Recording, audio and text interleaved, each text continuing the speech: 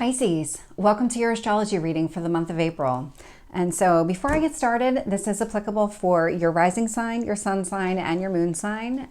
So your rising sign is how other people perceive you. It's also known as your ascendant. So if you're looking it up, it's the same thing. Sun sign is how you express yourself. It's also what you need to feel fulfilled in this lifetime. And then the moon sign is your emotions. So that's how you internally process everything through that emotional lens. And so talking a little bit about the April energy, we have a lot of Aries energy, then we start to move into that Taurus energy. Not a surprise. I mean, we see this a lot with the sun more than anything else. And so the impact here for you is going to be in your second house and your third house. And for the most part, I mean, there's other things that are going to come into the mix and I'll talk about them when they come up.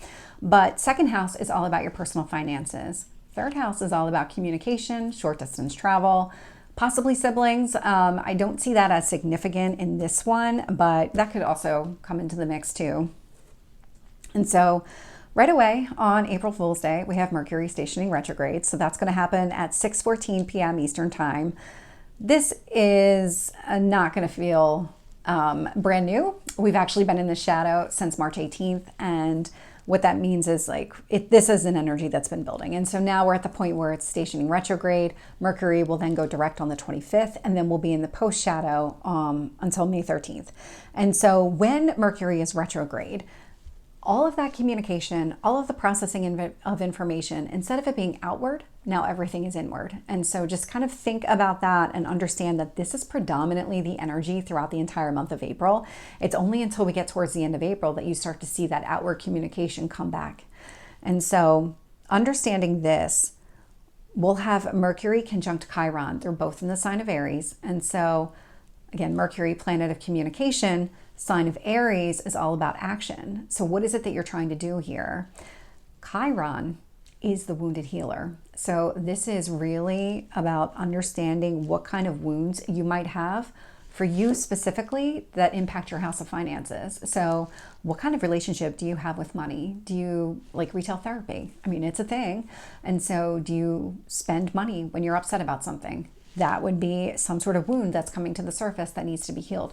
And it's not just that you might have this kind of negative relationship with money or this unhealthy relationship with money. It's not just maybe that one-to-one. It could be that as a coping mechanism. So just kind of keep that in mind too, because I know a lot of people, myself included, who have done this. So just know that that is coming to the surface. The Mercury energy does have you thinking about things. That is a very thought-oriented planet, and so you will have that. Mercury will also be square Pluto in Aquarius, and so Pluto in Aquarius is about barriers. What's holding you back? For you specifically, this is sitting in your 12th house, so this is the house of subconscious. This is really internal you, and so this square energy is an obstacle or a challenge. It is something that you can work through, but it does require you to work through it. This is not something that's going to just happen easily for you. And so when you think about this wound or whatever's coming to the surface as it relates to your finances, your relationship with money, what kind of internal changes are necessary in order for you to break that, heal from that? What does that look like for you? Then on the 5th, we'll have Venus enter the sign of Aries. And so that's going to happen at midnight Eastern time. And so right away, we'll have Venus conjunct Neptune. Neptune is in the sign of Pisces. So Neptune, your sign, Neptune in Pisces, it's the ruler of your sign. This is really your energy amplified. This is all about going after your dreams and your goals. What is it that you want? Really kind of dream big here, because that's that Neptune and Pisces energy. And so the Neptune and Pisces energy impacts your physical person. That is how people see you. It is your physical person, as it relates to now your relationship with money, because we have Venus in the sign of Aries conjunct this Neptune and Pisces energy. And so the Aries, again, second house of finances. But the Venus piece here is an interesting component because Venus wants to bring things together. It wants harmony. It wants balance. It wants you to be grounded in what you value. Aries is very action oriented and will cut things away. So it's almost like a conflicting energy between the two. And so it is about what is it that you want? How do you achieve the type of person you want to be. How does that relate to your personal finances? What kind of changes are needed there in order for you to be that best version of yourself? We'll also have Venus sextile Pluto in Aquarius. And so Pluto in Aquarius, again, breaking down barriers. And these would be internal barriers because this is all sitting in your 12th house. And so self-reflection, internal processing here. So you can see the connection between, you have this ideal version of who you want to be and how you want to be seen. It does require some internal changes, and it is related to your relationship with money and what you value. And again, with the sextile here, you do have an opportunity. It's, again, not going to happen organically. You do need to put some effort into this, but it's an opportunity. It's not an obstacle or challenge. And then we have the solar eclipse, also the new moon in Aries, that happens on the 8th. So the eclipse itself is exact at 2:17 p.m. Eastern time. The new moon is exact 4 minutes later at 2:21. And so during a new moon, you have the sun and the moon at the same degree point in the sky. This is a solar eclipse, so this is one of those destined, fated moments that is meant to happen. And what is meant to happen here is Chiron. So Chiron is also sitting at 19 degrees. So when this eclipse happens, all 3 planets are at the same degree point. The energy is blended. So the wound that you have related to your spending or saving habits, your relationship with money, it's coming to the surface, but it's not just coming to the surface.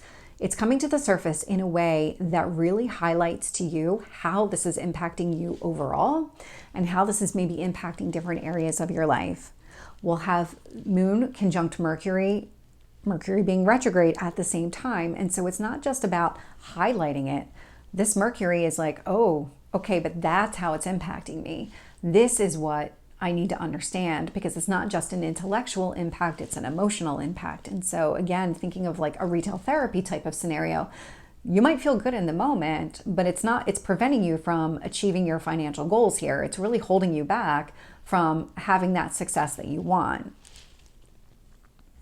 And this Mercury energy will also be square Pluto in Aquarius. And so again, what's coming to light here, that holistic impact of this wound, how it's impacting other areas of your life, and then what internal changes do you need to make?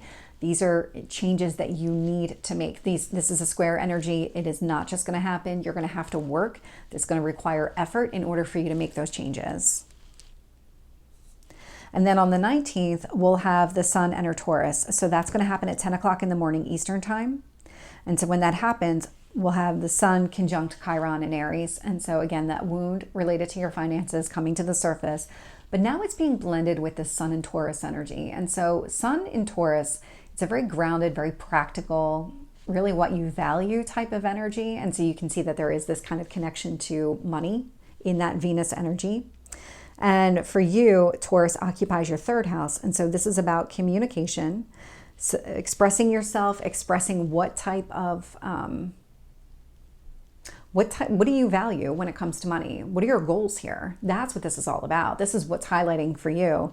It's not just showing you that you have these wounds, but it's getting you to kind of almost flip the script and figure out, okay, let me focus on what my goals are here, and then let's see how do I heal in order to be able to get there.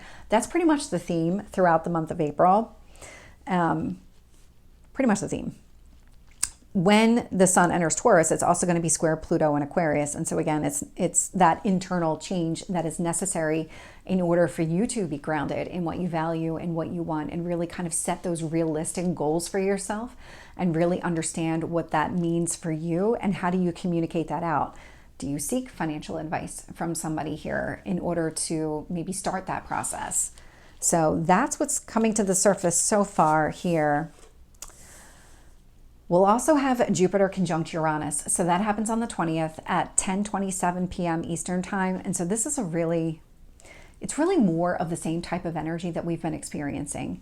We've got Jupiter. It's the most benefic planet. It pretty much turns everything to gold that it touches. It's just that type of energy. Uranus is all about sudden change. These 2 planets are in a conjunction. Jupiter likes to expand and grow, and it's the Wheel of Fortune in tarot. And so it always wants things to move in the positive direction. It always wants to help you grow and expand and become your best version of yourself. It also sees the truth in a situation. And so with Uranus here in the mix, Uranus could say, okay, well, I recognize the truth. And in order for you to really be able to grow and take those next steps, I'm going to have to remove some things here. And it's not necessarily a barrier. It might just be other kind of like white noise that needs to go away. And so for you, this is all sitting in your third house. And so this is about communication. And so really understanding what your financial goals are kind of leading up to now, but then what is it that you want here? What kind of conversations do you need to have in order to heal and grow and expand and improve who you want to be? Because when it comes to that Neptune and Pisces energy, this is about how you want to be seen. That's what this all is tying back to. How do you want to be seen by other people? Then we'll have the full moon in Scorpio. So that's going to happen on the 23rd at 7:49 p.m. Eastern time. And so when the full moon happens, you've got the sun and the moon. They're at opposing points in the sky. That's that push-pull type of energy. And so with this push-pull type of energy, you can work through it. It does require effort because, again, they are directly opposite each other, so they are at odds. And so with the moon in Scorpio, the moon is all about your emotions, and Scorpio is all about transformation. It is that death and rebirth. And so there's some sort of emotional transformation that is at odds with what you're trying to achieve here in that third house, in your communication. Kind of have that realistic grounding approach to your communication and what you're trying to achieve is at odds with maybe these kind of big picture changes that need to happen. And so because it's moon, it's an internal transformation. It's that ninth house energy. That's what Scorpio occupies for you. So it's a ninth house, third house. So communication that you want to have with other people. Growth and expansion is really that ninth house energy, but this is some sort of internal transformation that you need to make in order to be able to grow and expand. And so there's this interesting blend of energies because you're starting to see things from the big picture, or this full moon in Scorpio is going to help you see things from that big picture perspective. And it's going to give you this opportunity to make some internal changes to yourself and the way that you feel about your communication, your money, your physical person. Then we'll have Mercury station direct. So again, in the sign of Aries, that's going to happen on the 25th at 8:54 in the morning Eastern time. And so again, we'll be in the shadow until May 13th. But when this happens, we'll have Mercury conjunct Venus in the sign of Aries. And so Mercury now is going to feel more open. It's going to allow you to feel more open with your communication, that not everything is going to be internal here. And so conjunct Venus in the sign of Aries, it's about what do you want here? That harmony, that balance, that bringing things together, really focusing here on what you want in your house of personal finances. So now this might feel a little bit more like you can have that conversation with other people around what are your financial goals? What are you trying to achieve here? What kind of conversation do you want to have with other people? What are any remaining blocks that might exist? These are the types of things that you would be talking about, or maybe feel more open to talking about when it comes to your finances. And again, this is towards the end of the month. And then on the 29th, we'll have Venus enter the sign of Taurus. And so Venus is the ruler of Taurus. That's going to happen at 7:32 a.m. Eastern time. And so when this happens, Venus will conjunct the sun in the sign of Taurus. But Venus being the ruler of Taurus, this is a real blending of energies. So again, what you value, what you want, really kind of grounding your self-expression in what you value and what you want. This is related to your communication. And so really having that honest, practical conversation around what it is that you're trying to achieve here. What are your financial goals? How does that impact you physically? What kind of internal changes have you maybe been making? That's what this type of communication is going to be about. We'll also have Venus conjunct Chiron in Aries. And so again, Chiron in Aries is just bringing to light that relationship that you have with money. And so again, when you think about your communication style and what you're trying to highlight here, it is about maybe it's even having an honest conversation around recognizing those wounds. Maybe up until now, you haven't felt comfortable speaking that out loud, but now this is giving you an opportunity to maybe speak your mind about that. Maybe have that conversation with another person or multiple people and being honest about your goals when it comes to finances. And again, kind of going back to this Pluto and Aquarius energy, because we'll have the Venus and Sun square Pluto and Aquarius. In order for you to really heal from the wounds that are coming to the surface, have that conversation with other people around what you want It does require you to make some internal changes here. That's that Pluto and Aquarius energy. It is about breaking down any kind of internal barriers that you've created for yourself that you probably didn't even realize, because they would have happened subconsciously. But with everything coming to the surface, you're going to be more aware now. These things are going to move from the subconscious to the conscious. And so it is a square, so it is going to be some sort of obstacle or challenge, but you can work through it. And then on the 30th, we'll have Mars enter the sign of Aries. So that's going to happen at 11:33 in the morning Eastern time. And so Mars, being the ruler of Aries, it just really amplifies that energy. Mars is the god of war. It is blunt, it is direct. It will remove things from your life if it's just not necessary anymore. That's the kind of action that Mars likes to take. And I always kind of think of it from that war standpoint, where it doesn't, you can't hold back, you can't resist, you can't wait to see how things are going to play out. You have to take action. And the action that you're going to be taking is conjunct Neptune and Pisces. So Mars conjunct Neptune. Neptune and Pisces, again, relates to who you are, who you want to be physically, how you want people to see you. So this is a lot of actions related to your finances that have a direct impact on your physical person. And so this could be an instance where if you have this savings goal in mind, maybe it's about dressing different, or not buying everything name brand, or scaling back in some way, whatever it is that has a physical impact to your person. And that's something that you want. You want to be seen this way. And so now it's about the actions to get there so that people can see you that way. We'll also have Mars sextile both the moon and Pluto in the sign of Aquarius. And so sextile creates an opportunity to remove these obstacles and barriers. It does require you to take action. Again, that Aquarius energy is a very liberating type of energy. Pluto is all about transformation. The moon is emotional transformation. And so with this energy together, it is about, okay, understanding what you need to change internally with yourself and your relationship with money, again, in order to be perceived the way that you want to be perceived, in order to achieve that goal you have for yourself. And I'm saying this, and if you're listening, you don't realize that I'm pointing to my physical person. So it is your physical person. How do you want to be seen? And then Mars is also sextile Jupiter and Taurus. And so again, Jupiter and Taurus wants to expand what you value, what matters the most to you. And that is in your house of communication. Could be short distance travel, could be siblings, probably more communication than anything else, because the impact here is a second house, third house. So this is about your finances, and maybe you have to travel a short distance in order to have the conversation that you want to have around growing your finances or expanding your finances, because that is Jupiter and Taurus energy. That is connected to your finances here. So this feels like more by the end of the month that you're really seeking advice from somebody here when it comes to your finances and your kind of financial security, whatever your goals are when it comes to that. And really kind of understanding too, well, if I have this financial goal, that means I have to save X amount. That means I can only spend Y amount. And in that instance, that's going to have an impact on your physical person, because now changes are going to be required. But it's also an internal change, because now you have to see things differently. You have to have a different relationship with money.